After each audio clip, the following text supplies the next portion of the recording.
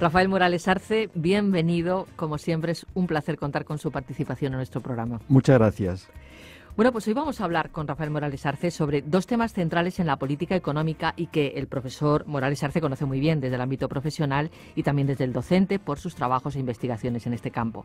Hablaremos del estado del bienestar y de las pensiones. Sobre este tema giró la intervención que realizó Rafael Morales Arce el pasado 8 de enero en la segunda tertulia café de la Facultad de Ciencias Económicas y Empresariales en este curso académico. Vamos a hablar de estas cuestiones, profesor Morales Arce. Usted planteó primero, de forma resumida, cómo es la estructura del estado del bienestar en España. Yo creo que es importante explicar bien este concepto porque no siempre se utiliza con exactitud. Bueno, el estado de bienestar en España comprende 4 o 5 actividades fundamentales desde las administraciones públicas. La más importante de ellas es el sistema de pensiones. Pero hay 2 que tienen una gran trascendencia, como es el sistema de salud pública y el sistema educativo. Por tanto, pensiones, salud, sistema educativo, servicios sociales y protección al desempleo es lo que pudiéramos llamar el cogollo del estado de bienestar. A este estado de bienestar se dedica por parte de las administraciones públicas un volumen ingente de recursos. Entre pensiones y desempleo, 157.000 millones de euros, que es aproximadamente la tercera parte del gasto público total del Estado en un año. Y lo que pudiéramos llamar salud, protección a la salud y gasto educativo del orden de unos 100.000 millones de euros. Quiere decir que estamos hablando de las cifras más altas que tiene el presupuesto general del Estado para cualquier año. De aquí la importancia de que este volumen ingente de recursos pues sea analizado con cierto rigor y sobre todo viendo sus expectativas cara al futuro. Usted, Rafael Morales Arce, abordó en su intervención también las primeras reformas, las recordó del sistema de pensiones, pero habló además de los problemas estructurales que tiene el sistema de pensiones. Primero de esta cuestión hablemos. Sí, efectivamente, el sistema de pensiones es la actividad más importante del estado de bienestar por su volumen de recursos, pero tiene unos problemas estructurales muy fuertes. En primer lugar, la pirámide de población. Esto es, cómo está distribuida la población española por edades. En el año 70, que es año en que se toma como referencia, España tenía del orden de 6 personas activas por cada jubilado. Hoy apenas superamos las 2 personas. ¿Y eso por qué se produce? Pues eso se ha producido por una superposición de fenómenos. En primer lugar, porque hay un descenso de población. Y ese descenso de población es del orden de 250.000 personas por año desde el año 2013 al 2022. Quiere decir que en 10 años España va a perder 2,5 millones de personas, excepto que haya algún tipo de manos libres para la entrada de personas procedentes de otros países. En segundo lugar, por el aumento de la esperanza de vida. La esperanza de vida en España es una de las más altas del mundo. En este momento, un hombre vive de promedio 81 años, una mujer 5 años más, 86. ¿Y qué quiere ello decir? Pues que supuesta una jubilación a los 65 años, ahora a los 67, pero la jubilación real, que en España no es ni siquiera de 65 años, sino del orden de 62, 63 años, pues quiere decir que una persona está como mínimo 20 años vinculado al sistema de protección en materia de pensiones y una mujer 5 años más. En tercer lugar, por la tasa de hijos por mujer. En España no tenemos una tasa que permita asegurar el relevo de la población. La tasa es de 1,3 hijos por mujer, cuando sería exigible del orden de 2,1. En cuarto lugar, porque hay una pérdida muy importante de empleo. En este momento, el volumen de desempleo en términos de encuesta de población activa es de algo más de 6 millones de personas. En términos de desempleo registrado es algo menos, como 4.800.000, 4.900.000. Y claro, esos son personas que no están cotizando en el sistema de seguridad social y por tanto esa relación que antes decía de jubilado pensionista pues no hace más que deteriorarse.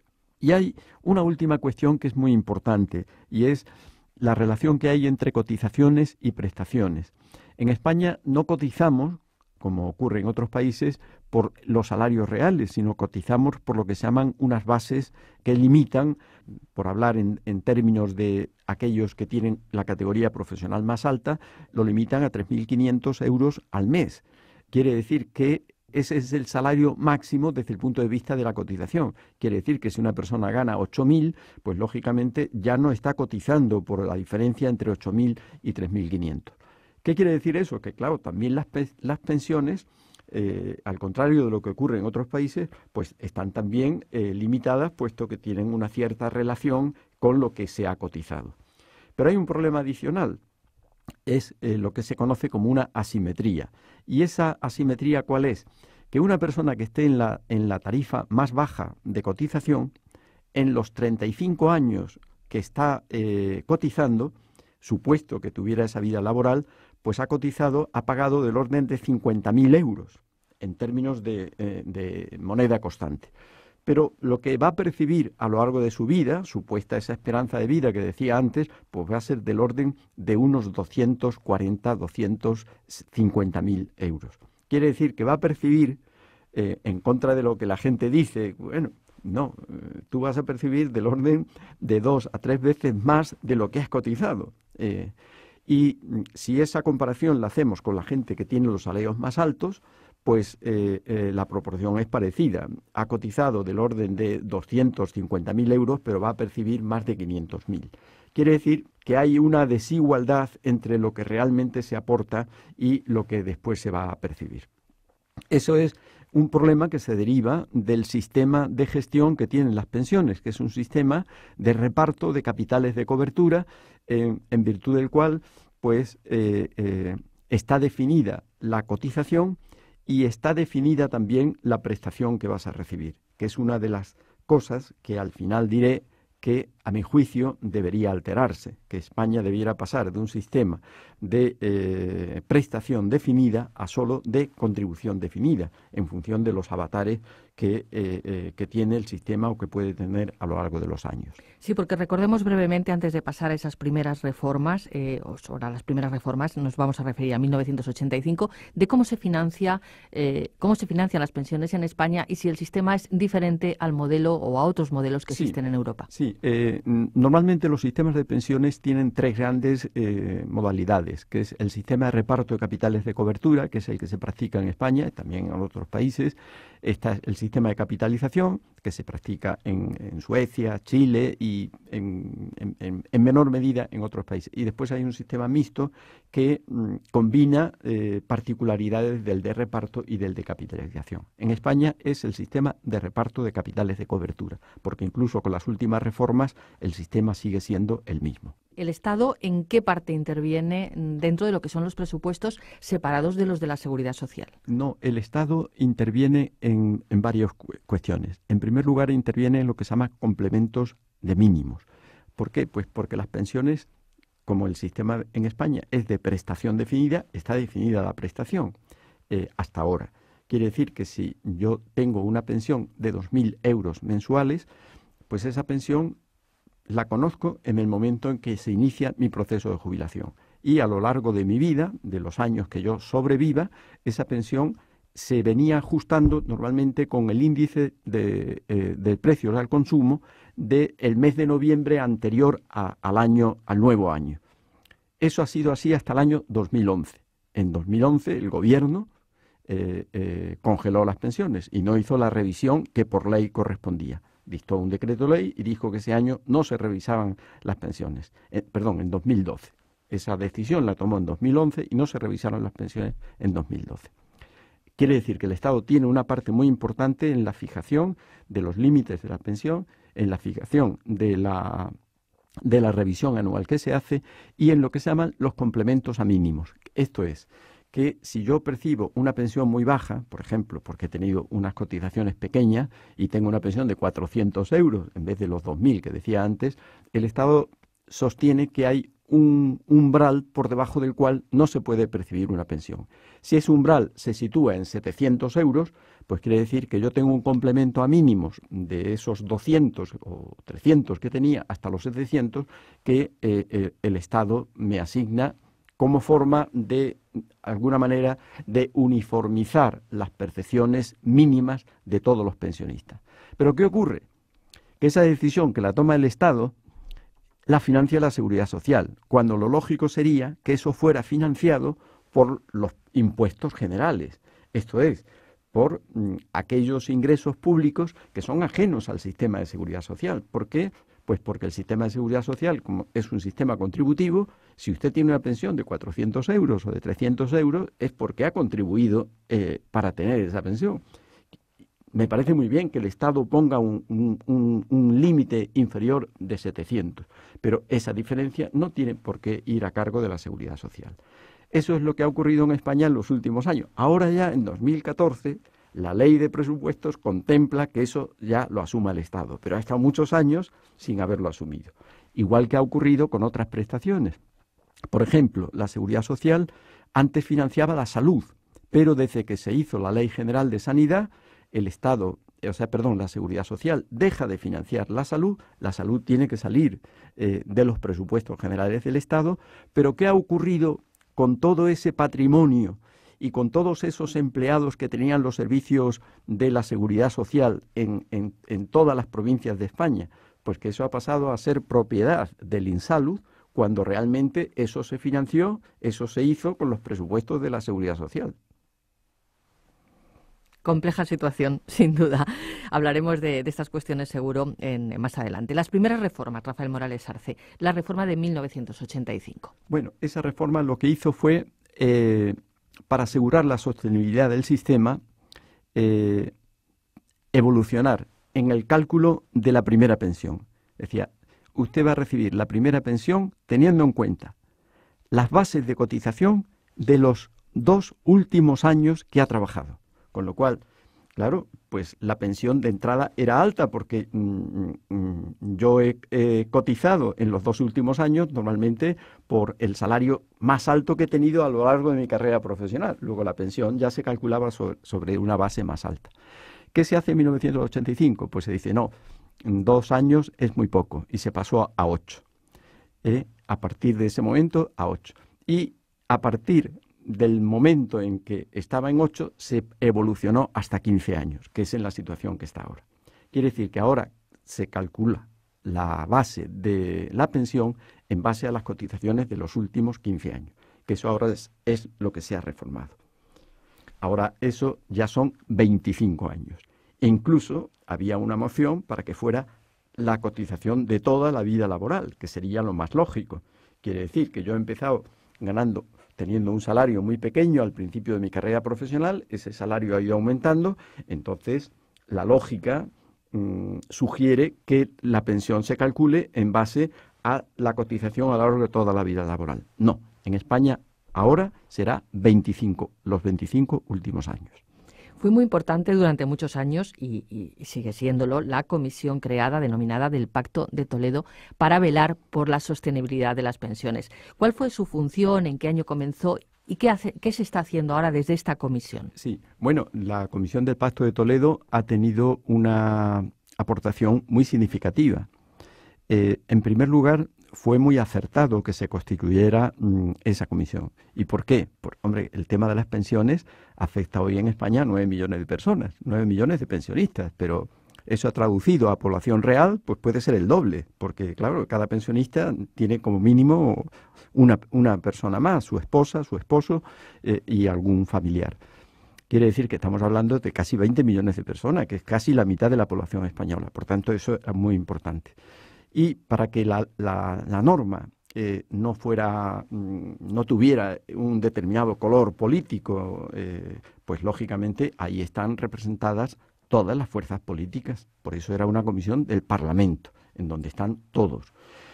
Esa comisión hizo muchas aportaciones. La más importante es la que hizo en el año 2011. En 2011 resumió y hizo 20 sugerencias relativas a cambios fundamentales en el sistema de pensiones.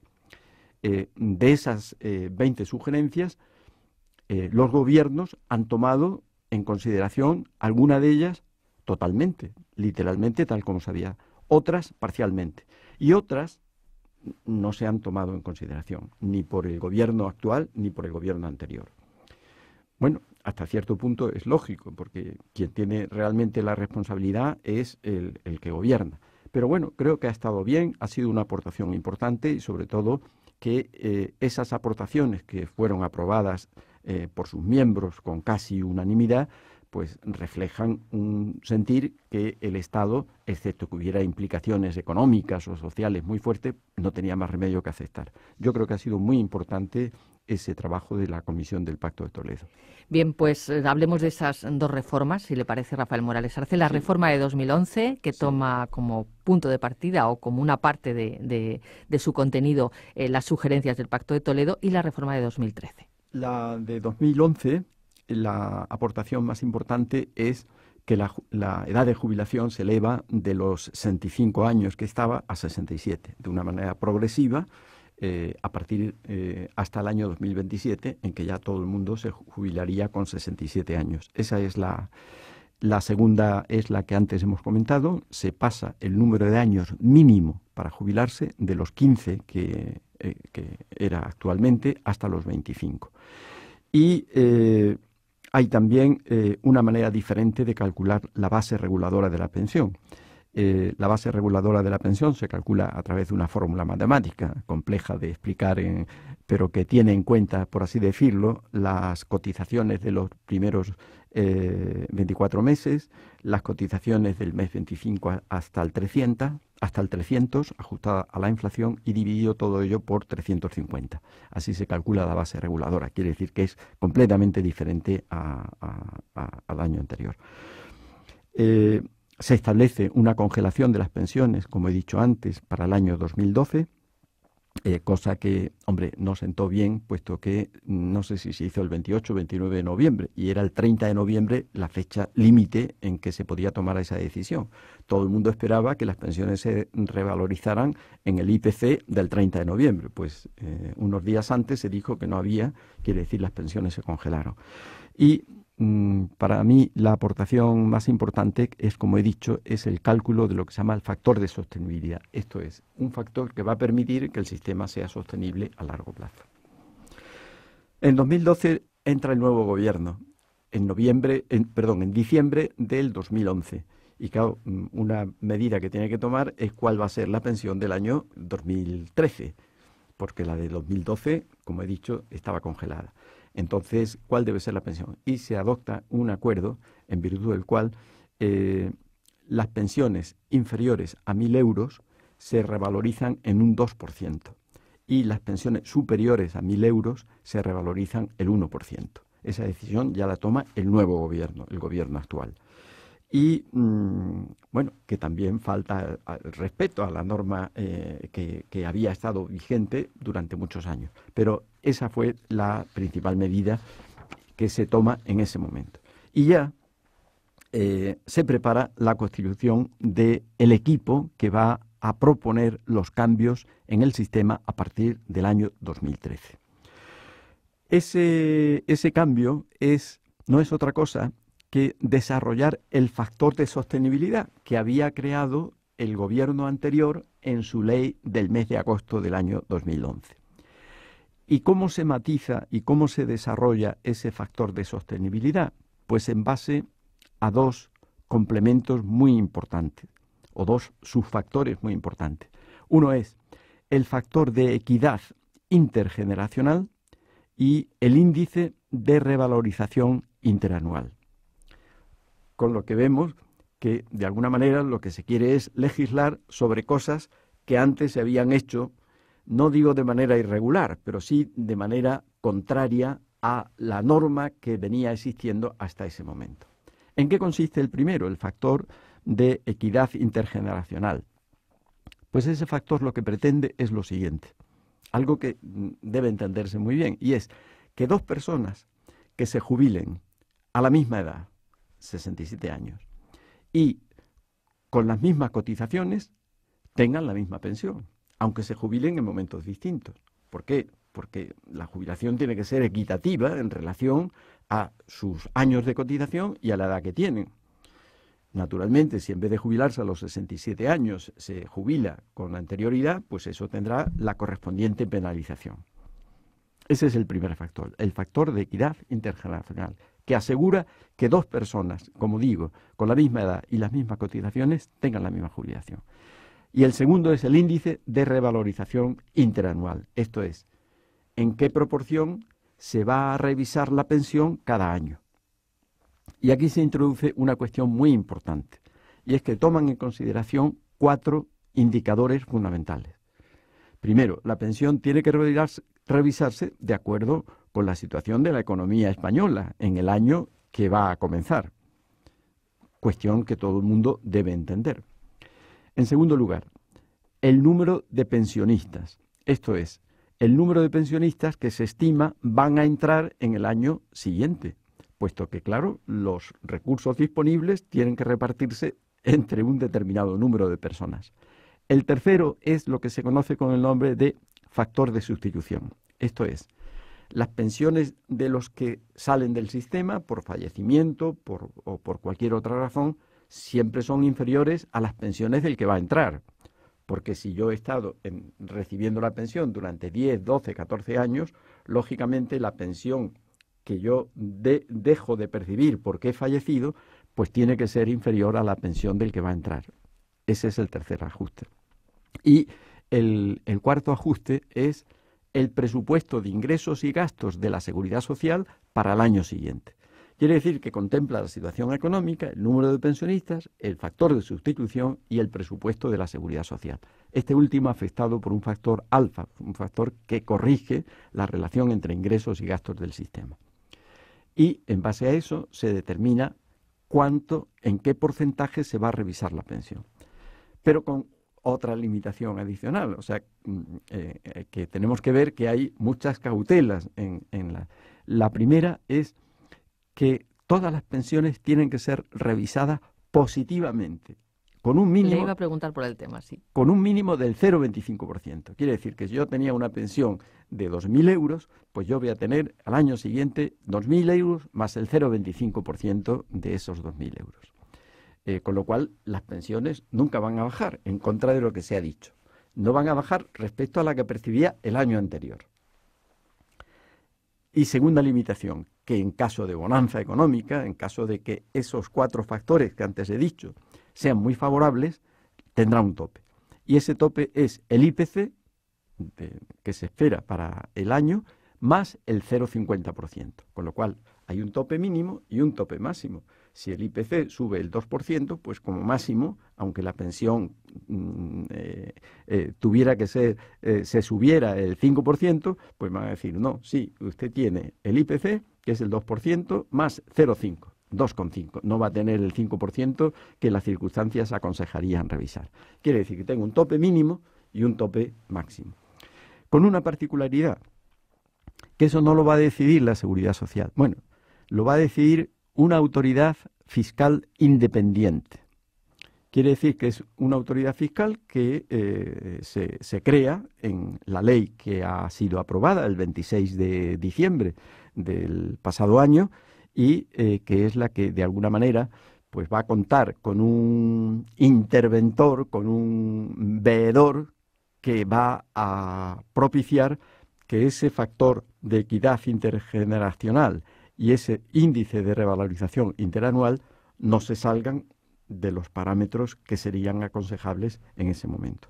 Eso es un aspecto que es muy importante, puesto que, claro, la decisión de revisar las pensiones públicas en una circunstancia favorable, pues tiene que tener siempre un contrapeso que haga sostenible el sistema.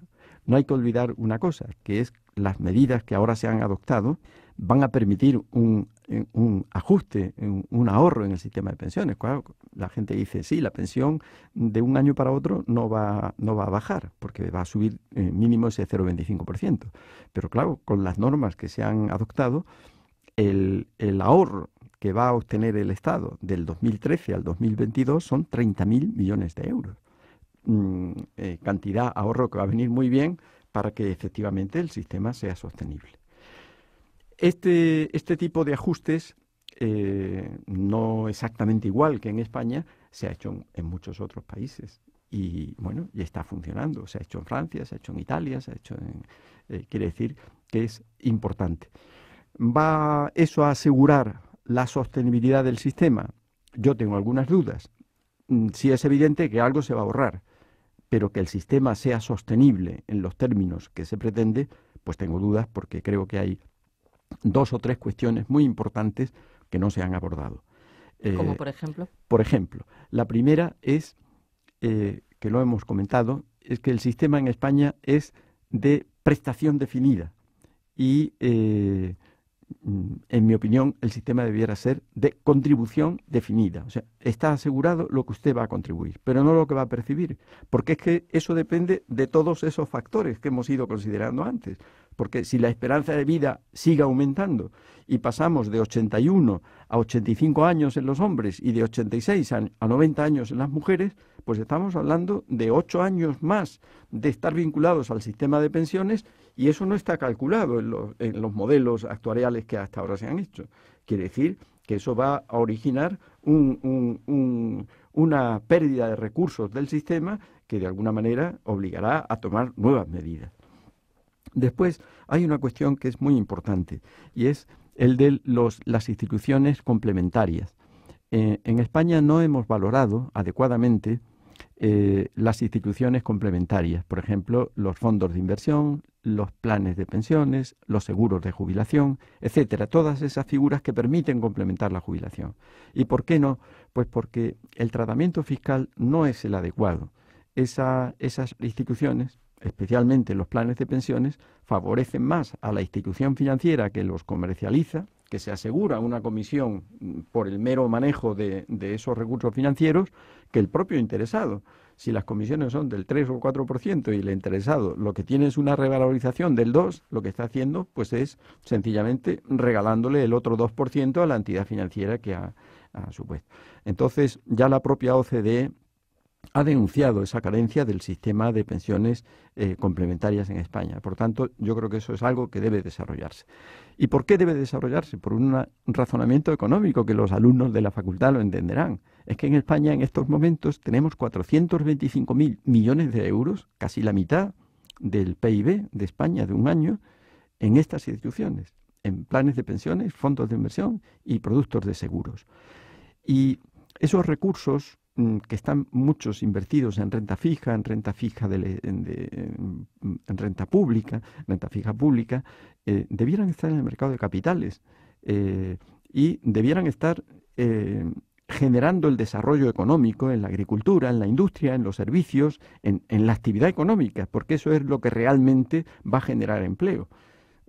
No olvidemos que si de los presupuestos del Estado se detrae ese porcentaje tan alto que he dicho, quiere decir que obras de infraestructura no se podrán hacer, no se podrá invertir en educación todo lo que hace falta mucho, no se podrá invertir en salud, no se podrá invertir en actividad de generación de riqueza, de generación industrial, etcétera, porque se están pagando pensiones. O sea, sin que ello quiera decir que hay que dejar de pagar las pensiones. Lo que sí hay que decir es que hay que generar actividad que genere puestos de trabajo, y para eso lo mejor es utilizar en primer lugar esos recursos que están inmovilizados a largo plazo, que invertidos en la industria, en las infraestructuras, en la educación, en la investigación, generan un valor añadido que no se generan en otras actividades del Estado. Bien, pues muchísimas gracias por habernos ayudado a entender un poco mejor ese complejo sistema de pensiones y las vías para el futuro y para su sostenibilidad. Rafael Morales Arce es catedrático de Economía Financiera, ha sido catedrático de Economía Financiera de esta universidad durante muchos años, es académico de la Real Academia Española de Doctores, y pueden ver su participación en la tertulia Café Economía Hoy de la Facultad de Ciencias Económicas y Empresariales si están interesados en la página web de la propia facultad. Ya saben, uned.es, y después entrando en Facultad de Ciencias Económicas y Empresariales. Muchísimas gracias. Gracias. Profesor Morales Arce. Hasta la próxima ocasión. Hasta la próxima ocasión. Sin distancias.